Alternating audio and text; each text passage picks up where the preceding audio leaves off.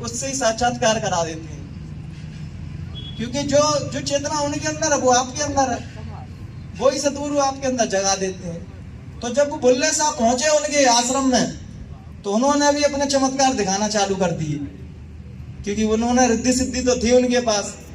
तो उन्होंने क्या किया, एक आम का पेड़ लगाता, तो उन्होंने कलमा पढ़ता, इला इलाही इल्लल्लाह मोहम्मद रसूल अल्लाह, इतना कहा कि आम के पेड़ पे थे 5 आम नीचे टूट के गिर गए। तो इनायत शाह ने देखा ये जो आम क्यों तोड़ रहा है, उन्होंने पूछी क्या भैया आम क्यों तोड़ रहे हो?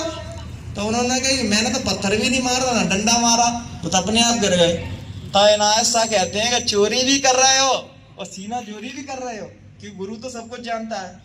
क्योंकि बन की जाना मन की जाना, जाना चित की चोरी, और बात साहब से का छुपाओ जाके हाथ में डोरी, क्योंकि देने वाला तो वही है। तो जैसे ही उन्हें पता पड़ा कि चोरी भी कर रहा है सीना चोरी, तो इनायत शाह ने उन पर रूहानियत की दृष्टि डाली।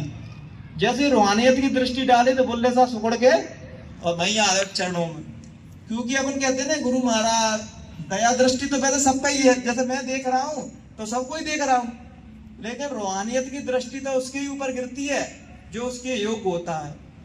हम कहते हैं नहीं, अरे हमारी नौकरी नहीं लगी, हमें पैसा नहीं है, इसका मतलब भगवान का दोष नहीं है ना परमात्मा का दोष है, हमें योग्यता नहीं है इसलिए हमें वो चीज नहीं मिली।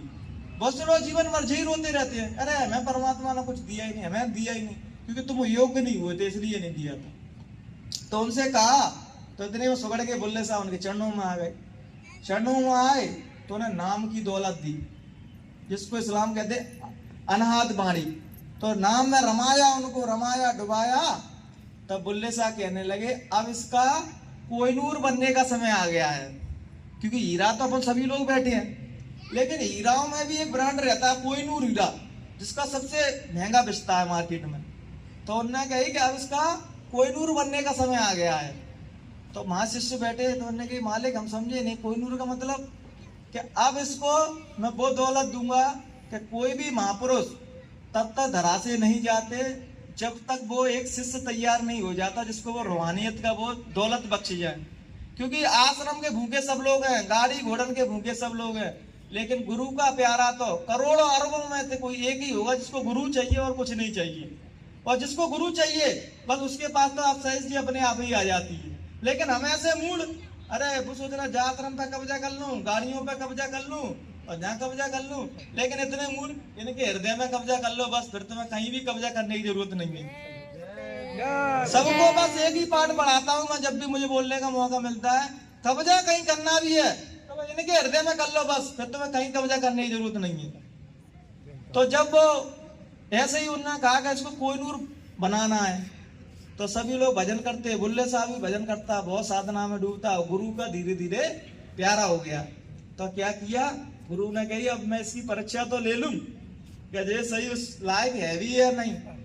तो बुल्ले साहब की बहन की शादी आई, तो सभी लोग जाने लगे।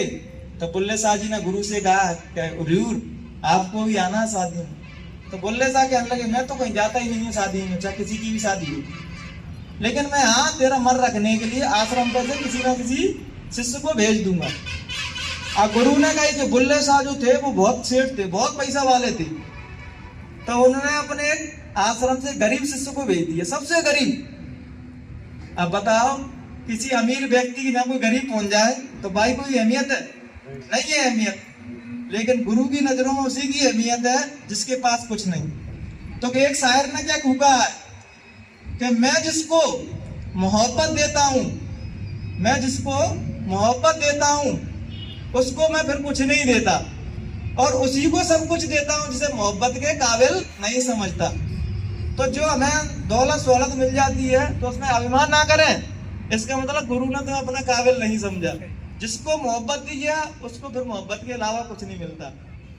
तो एक गरीब शिष्य को भेजा माँ, तो माँ बुल्ले साहब तो काम में लगे थे, जो उनके रिश्तेदार नातेदार थे उन्हें फटे चितड़े कपड़ों से कौन आ गया पहन के, हमारे मेहमानों की भी शोभा में खराब कलन डाल रहा है। तो उन्होंने क्या किया, बाहर ही उसको अंदर ही नहीं घुसने दिया, बाहर ही सूखी साखी रोटी दे के और विदा कर दिए। तो वो जाके इनायत साहब से शिकायत करने लगे कि तुमने कैसे व्यक्तियों को रूहानियत की दौलत दी है, वो उसको रखना ही नहीं जानता, कि मुझे उस